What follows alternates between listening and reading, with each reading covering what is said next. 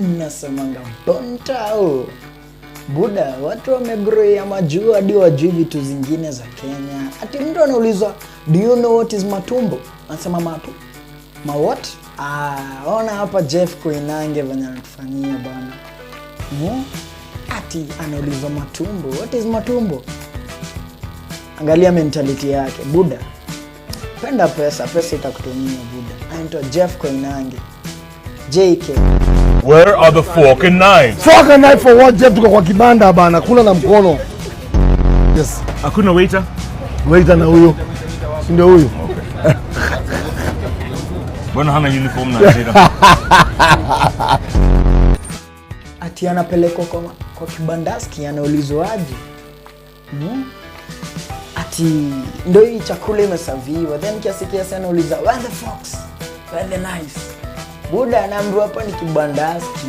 Ako kwa kiosk na bado anaitisha kitu kama ai. Jeff Koinange kwambia attitude Buda, lakini usimblame ni venye pali amegrowia kama nywele ni ya kugrowisha inamea kama mimea unacheki. Mbaya. Ngori ni. So, unakula nini wewe? Mimi uko na matumbo? Niko na matumbo.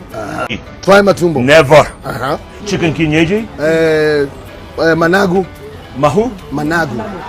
What is that, man? Managu vegetables like. Mwekula matumbo? Matumbo.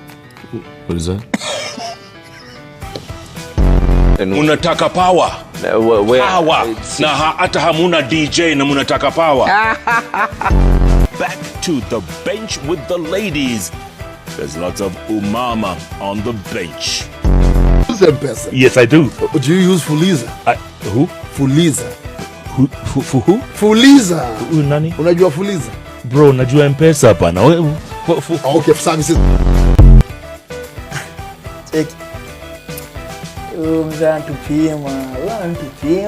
Ai, ati ya Juma aje sasa. Ati kibandaski. Mtu amegrow for hizo miaka zote zenye ameishi kwa hii maisha lakini anakuambia ajui vitu zingine. Ni jaba ama si jaba?